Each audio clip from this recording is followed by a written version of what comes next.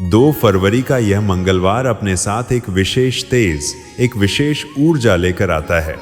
मंगलवार वह दिन है जिसे लोग शक्ति, साहस और संघर्ष का प्रतीक मानते हैं। यह दिन केवल बाहरी बल का नहीं बल्कि आंतरिक स्थिरता का भी स्मरण कराता है। शास्त्रों में कहा गया है कि मंगलवार को मंगल ग्रह का प्रभाव प्रधान होता है और मंगल का स्वभाव अग्नि के समान है, जो सही दिशा में हो तो जीवन को प्रकाश देता है और यदि असंतुलित हो जाए तो मनुष्य को भीतर से जला देता है। और इसी मंगल तत्व को संतुलन में रखने के लिए हनुमान जी की उपासना का विधान बताया गया है, क्योंकि हनुमान जी केवल शक्ति के प्रतीक नहीं हैं, वे संयम, सेवा और विवेक की मूर्ति हैं। बहुत समय पहले की बात है, एक ऐसा समय जब लोग आज की तरह शब्दों से नहीं बल्कि कर्मों से पहचाने जाते थे। उसी समय एक नगर था जहां एक युवक रहता था। उसका शरीर बलशाली था, उसकी आंखों में तेज था और उसके भीतर अद्भुत ऊर्जा थी, परंतु उसके जीवन में शांति नहीं थी। वह क्रोध में शीघ्र आ जाता, छोटी छोटी बातों पर उसका मन अशांत हो जाता और कई बार वह स्वयं नहीं समझ पाता कि भीतर इतनी बेचैनी क्यों है। लोग कहते थे, इसका मंगल बहुत प्रबल है, पर कोई यह नहीं जानता था कि प्रबल मंगल यदि दिशा न पाए तो वह स्वयं के लिए ही बोझ बन जाता है। वह युवक मेहनती था, पर उसका परिश्रम फल में परिवर्तित नहीं हो पाता था, क्योंकि हर बार क्रोध, अधीरता या अहंकार उसके मार्ग में आ खड़ा होता था। मंगलवार के दिन वह प्रायः बेचैन रहता, जैसे भीतर कुछ उसे लगातार उकसा रहा हो। वह कई बार रात में उठकर सोचता कि उसके जीवन में कमी कहाँ है, क्योंकि शक्ति तो थी, साहस भी था, फिर भी स्थिरता नहीं थी। उसी नगर में एक पुराना मंदिर था जहां हर मंगलवार कुछ गिने चुने लोग हनुमान जी के दर्शन के लिए आते थे। उस युवक ने बचपन से उस मंदिर को देखा था, पर कभी भीतर जाकर बैठने का धैर्य नहीं किया।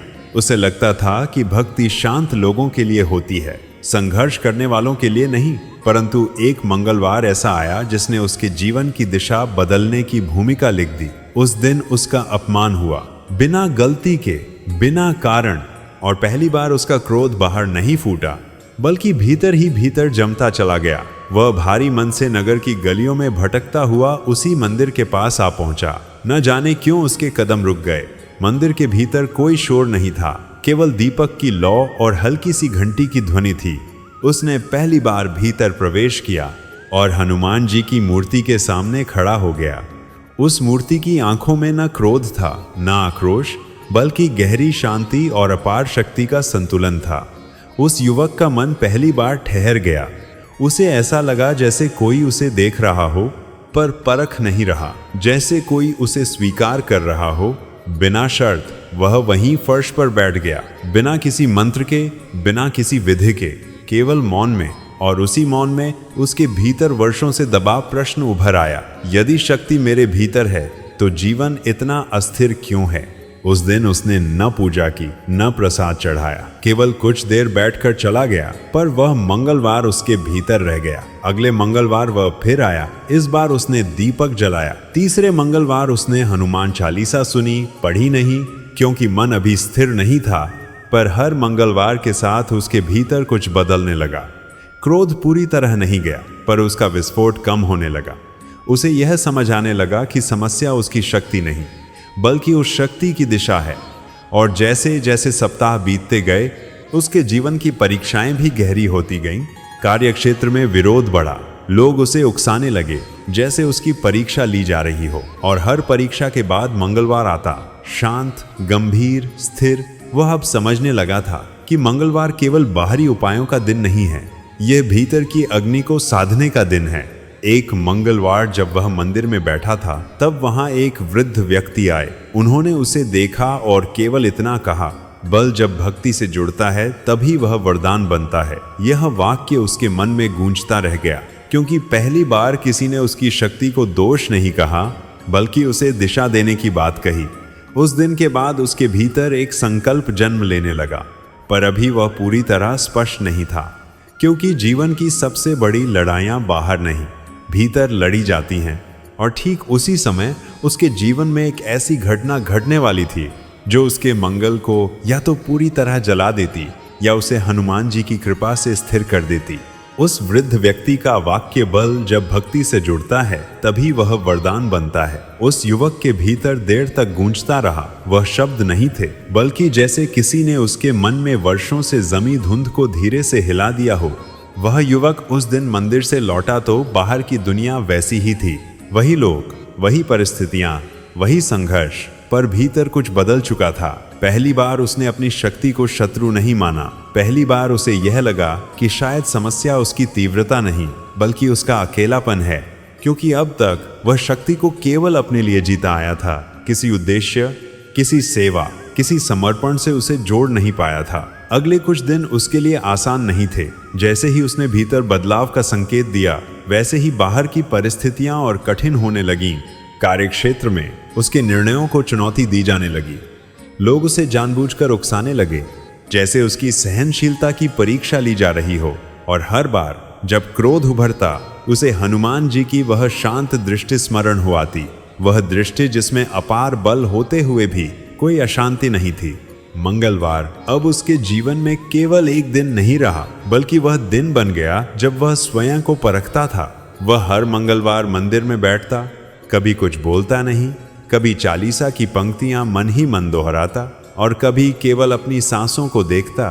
धीरे धीरे उसे यह समझ आने लगा कि हनुमान जी की उपासना केवल बाहुबल की आराधना नहीं है, वह मन को स्थिर रखने की साधना है, सेवा भाव की साधना है, अपने अहंकार को राम नाम के चरणों में रखने की साधना है। पर यह समझ एक साथ नहीं आई।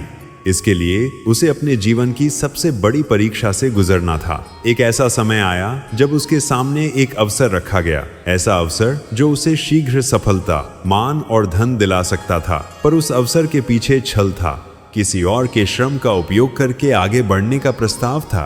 पहले होता तो वह बिना सोचे स्वीकार कर लेता, क्योंकि मंगल की ऊर्जा उसे शीघ्र परिणाम की ओर खींचती थी। पर इस बार उसका मन द्वंद्व में था। भीतर एक आवाज कह रही थी, यह सही नहीं है, और दूसरी आवाज कहती थी, संघर्ष बहुत हो चुका, अब परिणाम चाहिए। वह कई रातों तक सो नहीं पाया। मंगलवार नजदीक आ रहा था और जैसे ही वह दिन आया वह बिना किसी निर्णय के मंदिर पहुंच गया। उस दिन उसने पहली बार हनुमान जी के सामने सिर झुकाकर स्पष्ट शब्दों में प्रार्थना की, यदि मेरी शक्ति मुझे अंधा बना रही है तो उसे छीन लो, पर यदि यह शक्ति किसी सत्य के लिए है तो मुझे उसे सहने का बल दो। उस प्रार्थना में कोई मांग नहीं थी, केवल समर्पण था। और यही वह क्षण था जब कथा ने नया मोड़ लिया, क्योंकि उसी दिन उसे उस अवसर से हाथ खींचना पड़ा। परिणाम स्वरूप उसे अपमान सहना पड़ा, घों से उसे मूर्ख कहा गया, और पहली बार उसने बिना प्रतिवाद सब सह लिया। वह भीतर से टूटा नहीं, बल्कि अजीब सी शांति में डूब गया, जैसे उसने कोई भारी बोझ उतार दिया हो। पर यह शांति स्थायी नहीं थी, क्योंकि जीवन तुरंत परीक्षा बदल देता है। कुछ ही दिनों बाद उसे एक और चुनौती मिली, अब की बार सीधी टकराव की, जहां उसे या तो अपने क्रोध को बाहर निकालना था या पूरी तरह उसे साधना था। वह स्थिति ऐसी थी जहां उसके साथ अन्याय हो रहा था और वह जानता था कि यदि वह मौन रहा तो नुकसान होगा, पर यदि वह क्रोध में बोला तो सब बिगड़ जाएगा। वह रात भर जागता रहा। भीतर मंगल की अग्नि जल रही थी और उसी अग्नि के बीच उसे यह स्मरण हुआ कि हनुमान जी ने भी बल का प्रयोग किया था, पर राम की मर्यादा में रहकर, सेवा के भाव से, अहंकार के बिना। अगले दिन जब वह उस स्थिति में खड़ा हुआ तो उसने पहली बार अपने शब्दों को क्रोध नहीं, सत्य से जोड़ा, न चीखा, न झुका, केवल स्पष्ट और दृढ़ रहा। परिणाम तुरंत उसके पक्ष में नहीं आया, पर उस दिन उसके भीतर कुछ स्थायी रूप से बदल गया, क्योंकि उसने समझ लिया कि मंगल का संतुलन शक्ति को दबाने से नहीं, उसे धर्म से जोड़ने से आता है। और अब उसका जीवन उस बिंदु की ओर बढ़ रहा था जहां हनुमान कृपा केवल भीतर महसूस नहीं बल्कि बाहर भी प्रकट होने वाली थी। पर उससे पहले उसे अभी एक अंतिम परीक्षा देनी थी, ऐसी परीक्षा जो यह तय करने वाली थी कि उसकी भक्ति स्थायी है या केवल संकट की छाया। जिस रात वह युवक मौन रहकर अन्याय सह गया था, उस रात उसकी नींद बहुत देर से आई, क्योंकि भीतर मंगल की अग्नि अभी पूरी तरह शांत नहीं हुई थी। पर अब वह अग्नि उसे जलाने के बजाय प्रकाशित कर रही थी। वह बार बार उसी क्षण को स्मरण करता रहा जब उसने क्रोध को बाहर नहीं निकलने दिया, और उसे यह अनुभव हुआ कि शक्ति को साधना आसान नहीं होता, क्योंकि शक्ति को रोको तो वह भीतर विस्फोट करती है और छोड़ दो तो बाहर विनाश करती है। पर उस रात उसे यह पहली बार समझ में आया कि हनुमान तत्व इन दोनों के बीच का मार्ग है, न दमन न विस्फोट बल्कि विवेक। अगले दिन जब वह उठा तो जीवन में कोई चमत्कार नहीं हुआ था, न परिस्थितियां बदली थी न लोग, पर उसकी दृष्टि बदल चुकी थी। और यही सबसे बड़ा परिवर्तन होता है। वह अब हर स्थिति में तुरंत प्रतिक्रिया नहीं देता था। वह ठहर कर देखता, समझता और फिर निर्णय करता। यह ठहराव उसके स्वभाव के बिल्कुल विपरीत था, इसलिए यह साधना उसके लिए सबसे कठिन थी। मंगलवार फिर आया और इस बार वह मंदिर में किसी प्रश्न के साथ नहीं गया, बल्कि एक स्वीकार के भाव के साथ गया कि जीवन में संघर्ष रहेगा, पर अब वह उससे भागेगा नहीं। उस दिन मंदिर में भीड़ नहीं थी, केवल कुछ दीपक और शांति थी। उसने हनुमान जी के सामने बैठकर यह अनुभव किया कि भक्ति केवल संकट में की जाने वाली प्रार्थना नहीं है, बल्कि वह अनुशासन है जो मनुष्य को सही समय पर सही कर्म करने की शक्ति देता है।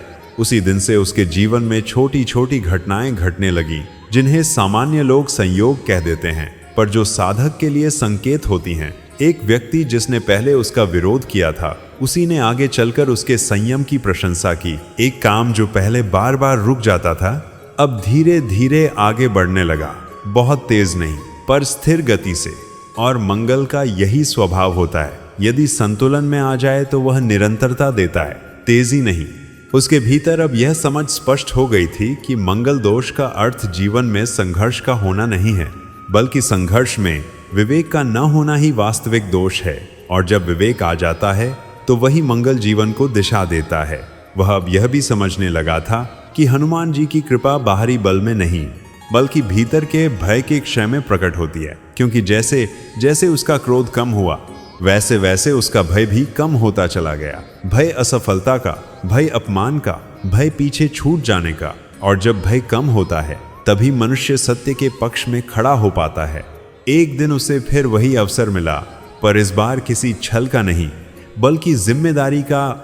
ऐसा कार्य जिसमें परिश्रम अधिक था और श्रेय अनिश्चित।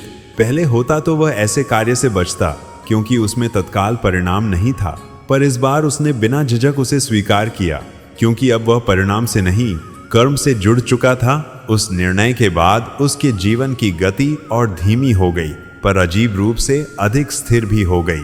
लोग उसे बदलता हुआ देखने लगे। वही लोग जो पहले उसके उग्र स्वभाव से डरते थे, अब उसके पास सलाह के लिए आने लगे। और वह स्वयं भी यह देखकर चकित था कि जब भीतर की अग्नि शांत हो जाती है तो वही अग्नि दूसरों के लिए प्रकाश बन जाती है। पर हर साधना के अंत में एक अंतिम परीक्षा होती है, और उसके जीवन में वह परीक्षा बहुत निकट थी। एक ऐसी स्थिति आने वाली थी जहां उसे चुनना था पुरानी आदत या नया संस्कार, त्वरित विजय या दीर्घकालिक धर्म। और यही वह क्षण था जहां यह तय होना था कि हनुमान भक्ति उसके जीवन की स्थायी चेतना बनी है या केवल एक कठिन समय का सहारा। जब जीवन किसी साधक को अंतिम परीक्षा देता है, तब वह परीक्षा बाहर की परिस्थितियों में नहीं, भीतर की आदतों में छिपी होती है। और उस युवक के साथ भी यही हुआ। एक ऐसा अवसर उसके सामने आया जिसमें उसे बहुत बड़ा लाभ मिल सकता था, मान, सम्मान और स्थायी सुरक्षा। पर उस अवसर की शर्त वही थी, जल्दबाजी, आक्रोश और दूसरे को पीछे छोड़कर आगे बढ़ने की प्रवृत्ति। यह वही मार्ग था जिस पर वह पहले अनगिनत बार चल चुका था। और यही वह क्षण था जहां उसे स्वयं से पूछना था कि क्या उसका मंगल अब भी उसे चलाता है, या वह मंगल को दिशा दे चुका है। उस रात वह देर तक जागता रहा। भीतर हनुमान जी का स्मरण था और बाहर मन की हलचल। वह समझ गया था कि यह निर्णय केवल एक काम का नहीं, बल्कि उसके पूरे जीवन की दिशा तय करेगा। मंगलवार की सुबह वह मंदिर पहुंचा। न कोई विशेष पूजा की, न कोई लंबी प्रार्थना, केवल हनुमान जी के सामने बैठकर इतना कहा, यदि मैंने अब भी शक्ति को अपने लिए रखा है तो मुझे रोक लो। और उस क्षण उसके भीतर एक अद्भुत स्पष्टता आई। उसे यह बोध हुआ कि सच्चा बल वही है जो धर्म के साथ खड़ा हो सके, चाहे परिणाम कुछ भी हो। उसने उस अवसर को विनम्रता से अस्वीकार कर दिया। इस बार न उसे अपमान मिला, न संघर्ष, बस एक शांत दूरी बन गई। पर उसी निर्णय के कुछ समय बाद उसे एक और मार्ग मिला, धीमा, कठिन, पर पूर्णतः सत्य से जुड़ा हुआ। यह मार्ग तत्काल चमकदार नहीं था, पर उसमें स्थायित्व था, और उसने उसी को चुना। यहीं से हनुमान कृपा का बाहरी रूप प्रकट होने लगा। धीरे धीरे उसका कार्य स्थिर होने लगा। लोग उसके संयम और स्पष्टता पर भरोसा करने लगे। उसका नाम अब क्रोध के लिए नहीं बल्कि संतुलन के लिए लिया जाने लगा। और सबसे बड़ी बात यह कि उसके भीतर अब कोई द्वंद्व नहीं था। मंगल की अग्नि अब भी थी, पर वह उसे जलाती नहीं थी, वह उसे आगे बढ़ने की ऊर्जा देती थी। वह अब समझ चुका था कि मंगल दोष कोई अभिशाप नहीं बल्कि एक अधूरी शक्ति है जिसे हनुमान तत्व के बिना दिशा नहीं मिलती। और हनुमान तत्व का अर्थ केवल पूजा नहीं बल्कि सेवा, संयम, मर्यादा और अहंकार का विसर्जन है। एक मंगलवार वह फिर उसी मंदिर में बैठा, पर इस बार किसी प्रश्न या संकट के साथ नहीं बल्कि कृतज्ञता के भाव के साथ। उसने अनुभव किया कि जब मनुष्य अपने भीतर की अग्नि को साध लेता है तो वही अग्नि उसे डराने वाली परिस्थितियों से ऊपर उठा देती है। और यही मंगल का संतुलन है, यही हनुमान की कृपा है। प्रिय भक्तों, यह कथा केवल एक युवक की नहीं है, यह हर उस मनुष्य की है जिसके भीतर शक्ति है पर शांति नहीं, जिसके पास साहस है पर दिशा नहीं। मंगल हमें शक्ति देता है पर हनुमान हमें उस शक्ति को संभालना सिखाते हैं। यदि आपके जीवन में भी क्रोध, अधीरता या असंतुलन है तो समझिए यह दोष नहीं, यह संकेत है कि आपकी शक्ति सही मार्ग की तलाश में है। इस मंगलवार हनुमान जी से कुछ मांगिए नहीं, बस अपने बल को उनके चरणों में रख दीजिए। जब शक्ति भक्ति से जुड़ती है तभी वह वरदान बनती है। जय बजरंगबली।